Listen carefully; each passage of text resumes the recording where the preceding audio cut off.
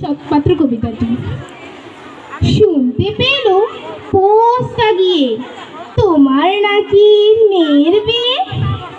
গঙ্গারামকে পাত্র পেলে জানতে চাও সে কেমন ছেলে। মন্দ নয় সে পাত্র ভালো, রং যদিও বেজায় কালো।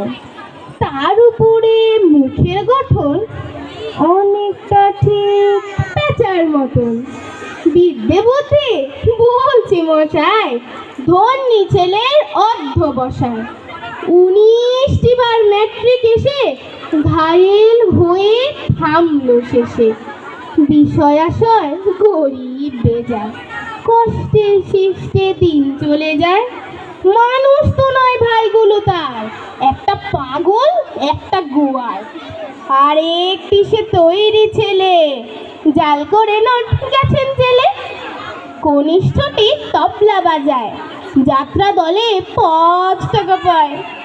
গঙ্গারাম তো কেবল ভোগী, পিলের জ্বর আর পাণ্ডরোগে। কিন্তু তারা উচ্চ ঘর, কংসরাজের বংশধর। শ্যামলাহেরি পুনগ্রামের কি যেন হয় গঙ্গারামের। যা হোক এবার পাত্র পেলে, তেমন কি আর মন্দ ছেলে। ধন্যবাদ।